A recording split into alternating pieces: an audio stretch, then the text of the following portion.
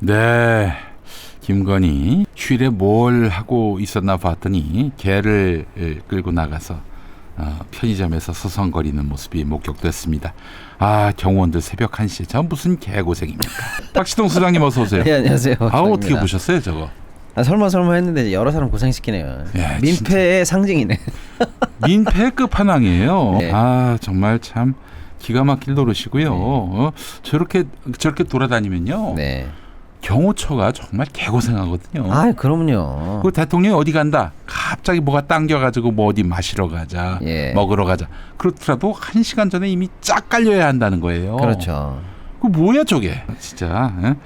그 추석 연휴에 게다가 네. 아니 그 경호원들 생각해서라도 집안에 있을 것 같아요. 관저에 있을 것 그럼요. 같아요. 하나를 보면 열을 난다고. 네, 예. 저 아주 정말 인간 자체가 인격 네. 자체가 쓰레기라는 거를 또 확인하지 않을 수가 없습니다. 네. 또 오늘 또 나온 뉴스토마토 또 보도를 보면은 네. 이거 보니까 윤석열까지 그 공천에 개입을 한 정황이 또 드러났단 말이에요. 네. 아주 재미있는 그런 현상이고요. 제가 또 한 가지 여러분들께 다른 데서 보도가 안 된 부분을 특종? 말씀드리면 단독? 특종까지는 뉴스토마토가 예. 어마어마하게 자료가 많다고 합니다. 아하. 어마어마하게 자료가 많다. 네. 네, 앞으로 줄줄이 이어서 예. 보도를 할 생각이 있다고 하니까 여러분 끝까지 믿고 지켜봐야 지켜보시면 되겠네요. 좋겠어요. 네. 네네. 그뿐만 아니라 딴 데서도 또 보도한대요. 네. 김건희나 이제 윤석열의 부당한 예. 공천 개입 국정농단에 대해서 네. 이제 끝났어. 네, 끝났어. 뭐 저기 대구 경북 지역에 내려갔다 오신 우리 시민들 얘기 들어보면은 예. 가면은 뭐 순 국민의힘 찬양하고 이재명 민주당 욕하고 그랬는데 네. 올해는 정치 얘기가 싹 사라졌다고. 뭐 사담인데 저도 한평생, 네. 70평생 뭐 저쪽만 찍어 오셨던 분. 아이고. 그래서 늘 만났는데 이제 네. 친척분 중에서 네. 이번에는 딱 4마디 하시더라고요. 네. 윤석열 뭐 어떻게 생각하세요? 그랬더니 똥멍청이 한마디 하시더라고요. 근데 이제 실제로 그 의료 대란 때문에 네. 어른들 네. 특히 이제 영남권도 그동안 뭐 콘크리트로 이제 받쳐줬던 층에서도 당장 본인들의 건강과 생명이 위협이 된다는 걸 이제 느끼시고 나니까 거기에 좀 민심 예반에 좀 타격이 있었던 것 같아요. 어르신들은 사실 그 병원에 의존하는 바가 젊은 사람들보다 크단 말이에요. 네, 그럼요. 근데 병원이 예. 지금 제 기능을 못한다. 네. 이러면 어떻게 지지할 수가 있겠어요. 그렇죠. 네. 또 이 수습할 능력도 없어요. 네. 지금 당장 뭐 예컨대 이제 윤석열이가 뭐 대화자 이렇게 나온다 하더라도 그걸로 해가지고 돌아가겠어요? 아예 안 의사들이? 됩니다. 지금 당장 뭐 예를 들어서 수시 때문에 뭐 몇 개월만 참으면 된다? 네. 그런 거 안 됩니다. 그게 네. 일단 여기서부터 멈추고 들어가야 되는데 제가 봤을 때는 정권이 바뀌어서 협상 파트너가 달라지기 전에는 이건 뭐 불가능한 네. 일이다. 의료 대란이 수습되는 것은. 네, 그래요. 아이고, 한동훈이가 이렇게 뭐 나서서 어떻게 대화 테이블을 만들려고 하는데 야, 네가 무슨 힘이 있는데 이런단 말이죠. 그 한동훈이도 윤석열이하고 싸울 줄 알아야 한단 말이죠. 싸울 줄 모르는데 뭐 어떻게 믿고 너한테 그러니까요. 그또 협상 파트너로 삼고 대화를 할 수 있겠어요. 밥 먹는 자리에서도 팽당하는데요, 뭐. 그렇지. 그러니까 밥도 같이 못 먹는 주제 예. 말이에요. 제가 볼 때는 가만히 있다가 그냥 고사당할 것 같아요. 그렇게 한수 앞을 모를까? 아유, 글쎄 말입니다. 이 한동훈 씨는 뭐 자기가 이제 국민의힘 대표가 됐으니까 여당 대표가 됐으니까 저절로 자기의 권위가 세워질 줄 아는데 그냥 네. 사실 그 검사로 있을 때가 훨씬 더 권력이 많은 거예요. 네. 누구를 이제 불이익을 줄 수 있는 권력이라도 있을 때 지금 자기 힘으로 뭘 할 수 있겠어요? 자, 그래요. 네. 오늘 또 박시동 소장님과 함께 당면한 정치 이슈는 경제 이슈 살펴보도록 하겠습니다. 네. 미국 금리가 드디어 인하가 됐습니다. 예, 뭐 워낙에 큰 소식이니까 안 다룰 수가 없는데요. 벌써 몇 년입니까? 2, 3년 이상 그 쭉 고금리를 달려오다가 네네. 드디어 이제 금리 인하에 들어갔다. 금리 인하가 예. 되니까 갑자기 이게 근데 화면이 이제 꺼졌습니다. 예, 몇 퍼센트 내리냐가 사실은 이제 관건이었고 내린다는 건 뭐 거의 기정사실이었는데. 그렇죠. 그래서 사실은 우리도 네. 지금 금리가 미국이 내려가면 우리도 인하될 것이다 이런 기대감 때문에 부동산 시장이 다시 불붙고 있잖아요. 그렇죠. 예. 근데 이번에 하여간에 그 시장에서는 65대 35 정도로 0.25 인하될 것을 조금 더 높게 전망을 했었던 것 같은데 네네. 시장의 예상보다는 좀 과감하게 0.5 소위 말하는 이제 빅컷 됐어요. 예. 사실은 조금 이제 해석이 분분하게 됐습니다. 왜냐하면 어차피 내릴 거 실기하지 말고 과감하게 내린 거다 이렇게 보는 측도 있고 이 정도로 내릴 만큼 향후 경기 침체 우려가 큰 거 아니야?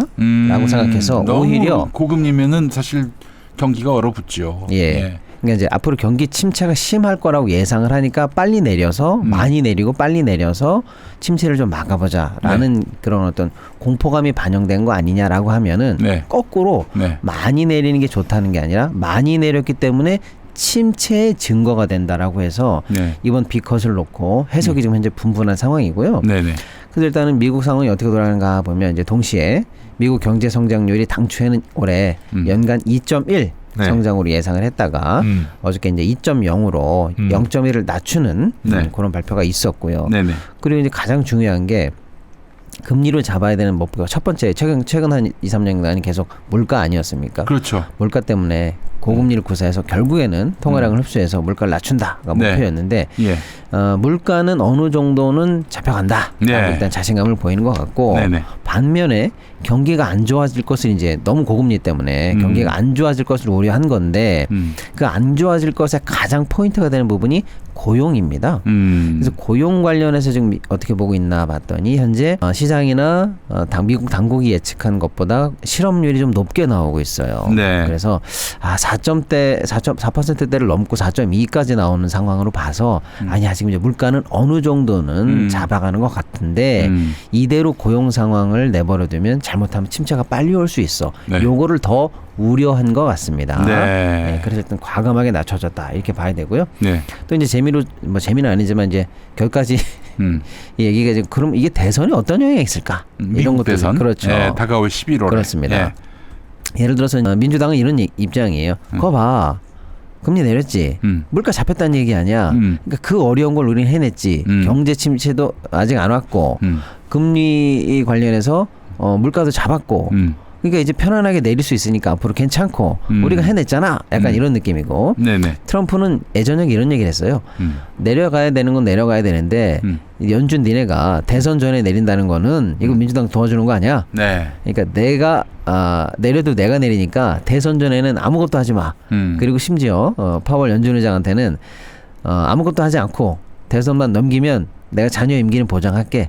살려는 드릴게. 이런 얘기까지 했었거든요. 그러니까 네네. 트럼프 입장에서는 결국에는 대선 전에 2달 전에 금리가 내려가는 모습이 탐탁치는 않죠. 네. 그러니까 이제 네. 대선 개입 아니야 이러면서 일단은 싫어하는 입장, 예, 정치권으로 좀 얘기가 튀는 모양으로 좀 보여지고 있는 것 같고요. 네. 근데 이제 문제는 요번에 일단 0.5 B컷이 나왔는데 이제 앞으로 어떻게 될 건지를 연준 위원들이 이렇게 딱딱 찍는 게 있어요. 네. 나는 이렇게 될 것 같아. 이렇게 딱딱 찍는 거. 예. 점을 찍는다. 네. 그래서 점도표라고 하는데요.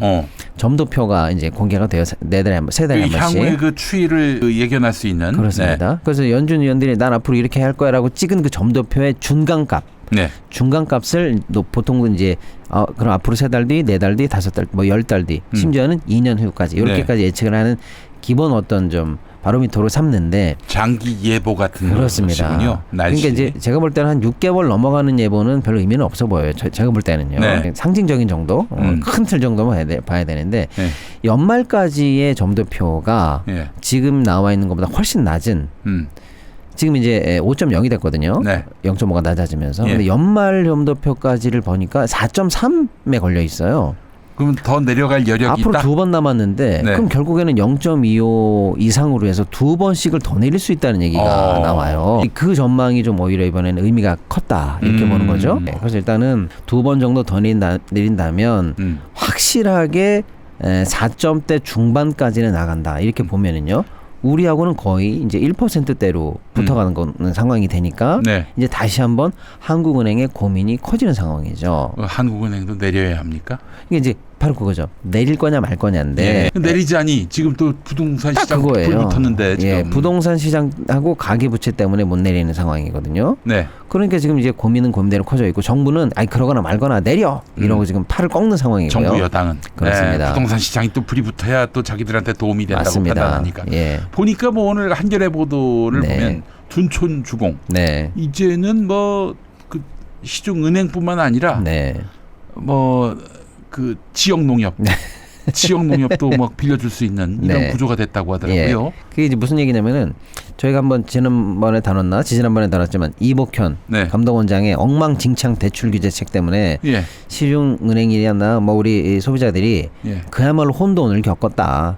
말이 안 된다 이런 얘기를 그래서 해드렸거든요. 이복현이가 그 금융감독원이 예. 그 저기 관리감독하라고 또 이렇게 지시를 했다는 그렇습니다. 거 아니에요? 농협은행에다가 예. 농협중앙회에다가. 그러니까 이제 핵심은 시중은행 보고 대출 조심해라고 네. 하면서 네. 니네들이 대출을 줄일 수 있는 여러 가지 정책들을 내놔봐 이렇게 네. 하니까 어떤 은행은 우리는 뭘 하겠습니다 해서 한 7, 8가지 정책들을 놓고 네.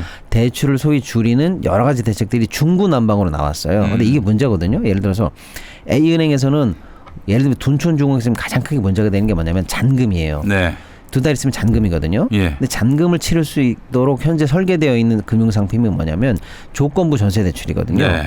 그러니까 세입자로부터 나는 전세금을 받을 거고 그 전세금을 가지고 집주인이 내가 둔촌중앙에 잔금을 낼 거야. 이렇게 준비하고 있었는데 그거 하지 마. 이렇게 지금 압박이 들어가니까 어떤 은행들에서는 저희는 안 하겠습니다. 이렇게 한 거예요. 네. 그래놓고 보니까 다른 은행에서는 그럼 우리는 할 건데요. 이렇게 되니까 대출 규제는 안 되고 소비자 입장에서는 왔다 갔다 이 은행 저 은행 발품 팔아야 되는 대출 난민만 생긴 이런 문제가 생겼거든요. 네. 근데 그럼에도 불구하고 대출은 줘요. 이렇게 만들었단 말이에요. 진짜 완전히 앞뒤 다른 얘기를 앞뒤가 하고 다른 있어요. 얘기하고 있는 거예요. 그러니까 이제 농협 입장에서는 이거 정부 말을 듣자니 내가 농협은 중앙은행이 따로 있지 않습니까? 네. NH 농협은행이 중앙은행이에요. 지역 농협 따로 농협은행 그렇습니다. 따로. 예, 농협은행은 우리 시중은행이라고 보시면 되는 거고 네. 지역에 있는 농협자리 붙어 있는 것들은 단위 농협이라고 해서요. 별도의 법에 따라 있는 쉽게 말하면 이제 조합이거든요. 이 금융권이라고도 그렇습니다. 부르고 그리고 또 저 상호금융으로도 부르고. 예, 맞습니다. 예. 그러니까 이제 중앙에서 이복현 원장이 뭐 하도 저러더니 농협에서는 야 우리가 눈치 보이는데 그럼 우리가 나설 수는 없고 니들이 해라고 해서 그럼 우리가 뛰어들겠습니다 해서 쉽게 말하면 단위 농협이 둔촌중앙에 뛰어든 거예요. 네. 우리가 잔금 대출하겠습니다. 뭐 하겠습니다. 네. 등등등 나서니까 그거는 뭐 1금융권이 아니니까 눈치 안 봐도 되겠지 이렇게 네. 한 거예요. 소위 말하는 풍선 효과입니다. 그러니까 앞을 누르면 저쪽이 튀어나올 거 아니에요. 그렇지, 그렇지. 누구나 예측할 수 있는 건데요. 네. 근데 그거를 예측 못하고 있는 상황이니까 당연히 단위 농협에서 우리가 뛰어들겠다고 뛰어드는 거고. 네. 그러면 그러려냐고 또 있어도 되는데 여기다 대고 또 풍선 효과 내가 지켜보겠다. 이제 또 이런 얘기를 하니 잡힙니까? 욕은 안 먹겠다 이거지 예. 한마디로 얘기해서. 내가 뭐 야 우리의 대책은 이거야. 잘이야 잘. 예. 그런 이제 혼란만 커지고 있는 상황입니다. 네, 그래요. 그 둔촌 주공 같은 경우에는 국내 최대 규모의 맞습니다. 재건축 단지란 말이죠. 예. 야 여기서 지금 상호금융이 들어갈 수 있게 했다. 네. 관리가 잘 안 될 텐데. 그럴 가능성이 예. 많죠. 아이고 알겠습니다. 자 그러면 우리 네. 금리를 내릴지 안 내릴지 이건 좀 지켜볼 일이긴 하지만은 하여튼 정부 여당은 내려라. 예. 오늘만 사는 인간들이니까. 예 그러나 이 내리는 순간 진짜 치명타가 우리에게 가해질 수 있다. 그렇습니다. 이 관리가 안 되는 이런 정권이니까. 이게 왜 조금 깊게 들어가면 이런 거죠. 예를 들어서 지금 그렇게 대출이 늘어나가지고 난리가 나서 네. 이복현이 이렇게 말도 안 되는 일을 하고 있는 중인데 지금까지 늘어난 대출은 어떻게 보면 실소유자들이에요. 3040 실소유자들이 대출을 통해서 그 대출을 가지고 결국 집을 샀어요. 그럼 집값이 올라갔습니다. 요거는 뭐냐면 100번 1000번 양보해도 뭐 미래 수요를 땡겨왔네 어쩌네 해도 어쨌거나 실소유입니다.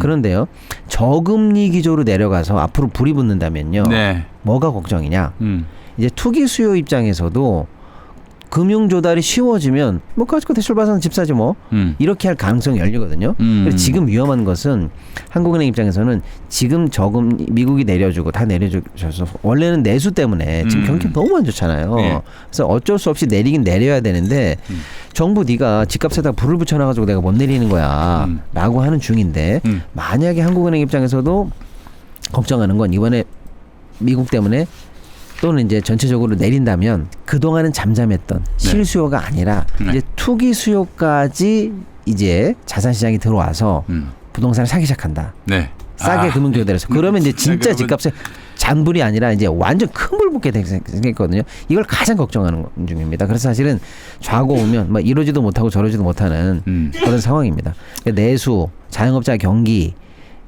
또 이제 기업들의 금융 비용 이런 것들을 고려하면 내려줘야 되는데 금리를 내리자니 정부는 계속 난 그런 거 모르겠고 집값에 안정시켜야지. 네. 아직도 국토부가 그러고 있으니 말도 안 되는 상황이 벌어지는 중이라서 고민이 클 겁니다. 알겠습니다. 그럼에도 불구하고 0.25 정도를 다음번에 내릴 것으로는 일단 전망이 되고 있습니다. 네, 알겠습니다. 조금은 내린다. 네. 예.